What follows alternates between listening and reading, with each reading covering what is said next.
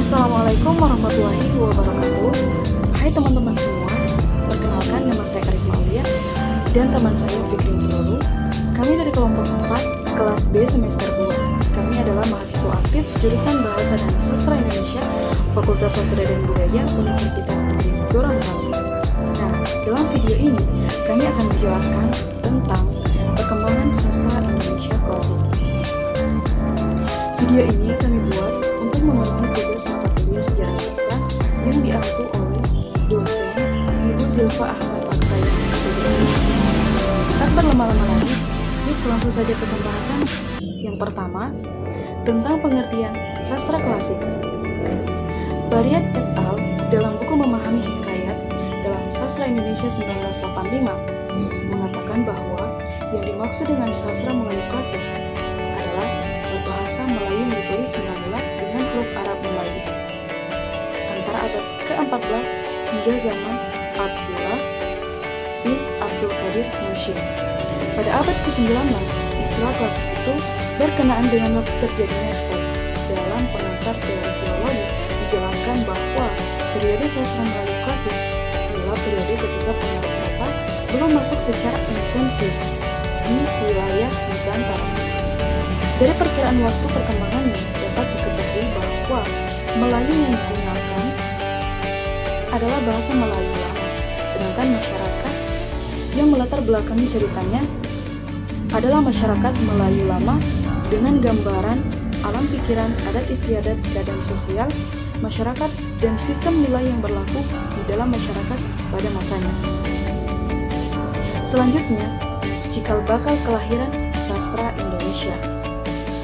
Menurut Profesor Dr. Umar Yunus dalam artikel berjudul Istilah dan Masa Waktu Sastra Melayu dan Sastra Indonesia dalam Medan Ilmu Pengetahuan nomor 1/3, Juli mengatakan sastra Indonesia berawal pada Sumpah Pemuda 28 Oktober 1928. Saat bahasa Melayu berubah menjadi bahasa nasional Indonesia, akan tetapi ditambahkannya juga bahwa sejak 1921 terbit Azab dan Sangsara dan Siti Nurbaya oleh Balai Pustaka yang bertujuan memberikan bacaan pada rakyat sesuai dengan politik etnis yang dijalankan oleh Hindia Belanda yang tidak mungkin menampung aspirasi nasional kebangsaan.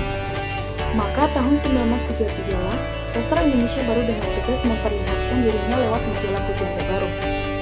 Kemudian, menurut Profesor Dr. Nugroho Putu Susanto dalam sebuah artikel berjudul Soal Periodisasi dalam Sastra Indonesia, mengatakan sastra Indonesia lahir saat terbentuknya State of Mind, yaitu 20 Mei 1908, yang dikenal sebagai Hari Kebangkitan Nasional.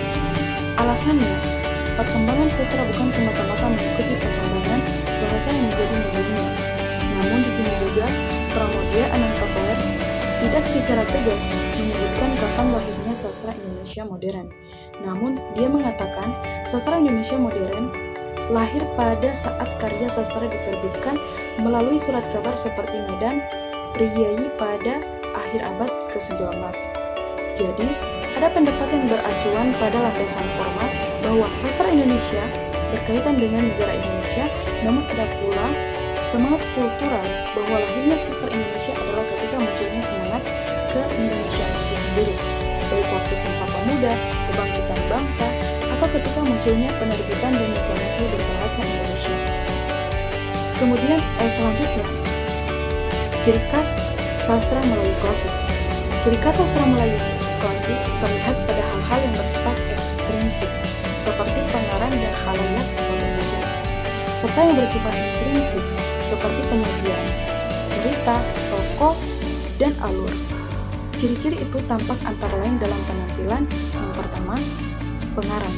Pengarang tidak bisa mencantumkan namanya dalam karangannya. Mengapa? Karena karya sastra itu bukan milik individu pengarangnya, melainkan milik bersama atau milik masyarakat. Yang kedua, penyajian. Dalam karangan, pengarang menghadirkan keindahan antara lain dengan menggunakan gaya bahasa yang serasi dengan irama dan kemerduan bunyi yang dihasilkan dengan rima asonansi, aliterasi serta Permainan simbolik bumi, kaidah-kaidah stilistik yang digunakan merupakan sistem konvensi yang diikuti oleh para pengarang dalam menciptakan karya. Kemudian yang ketiga, tokoh dan penokohan. Karena sastra klasik umumnya bersifat didaktis, tokoh-tokoh sentralnya ditampilkan sebagai tokoh datar, sehingga jelas benar tokoh mana dan sifat bagaimana yang perlu diteladani. Tokoh putri dan mana tokoh durjana atau hitam dengan sifat-sifat yang tidak terpuji. Kemudian 4, pengaluran.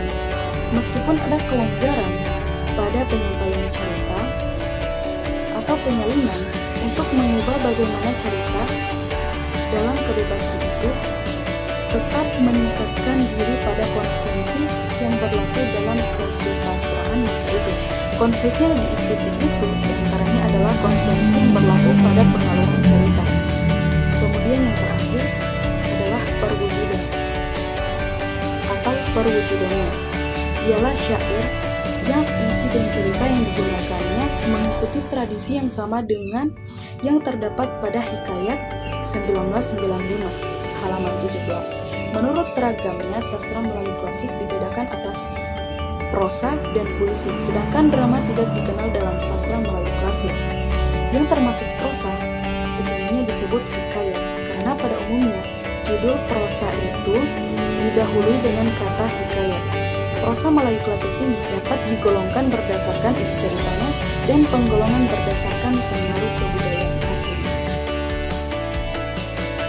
Selanjutnya saya akan menjelaskan hasil karya sastra Nusantara yang mewarnai kebudayaan di Indonesia.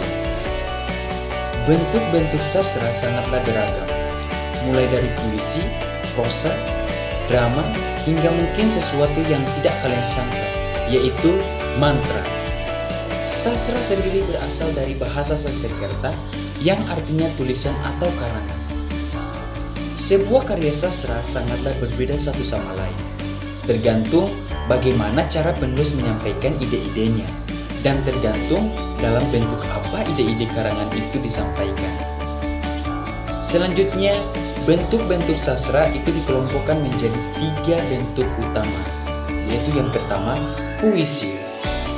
Puisi merupakan bentuk karangan yang terikat oleh rima, ritma, dan jumlah baris, serta biasanya ditandai oleh bahasa yang padat. Bentuk karya sastra yang satu ini juga dipengaruhi oleh zaman, sehingga salah satu contoh seni sastra ini dapat digolongkan kembali atas puisi lama dan puisi baru. Yang kedua adalah prosa. Sama halnya dengan jenis karya sastra lainnya, prosa merupakan sebuah tulisan, lebih tepatnya tulisan bebas. Bebas maksudnya adalah bahwa prosa tidak terikat dengan aturan layaknya puisi. Prosa juga dipengaruhi oleh bentuk, waktu, dan zaman layaknya puisi. Yang ketiga adalah drama. Bentuk terakhir sastra adalah drama. Drama sendiri merupakan salah satu cabang-cabang seni dalam seni pertunjukan dan merupakan salah satu bentuk sastra yang dilukiskan dengan menggunakan bahasa yang panjang dan bebas. Sekian dari kelompok 4. Wassalamualaikum warahmatullahi wabarakatuh.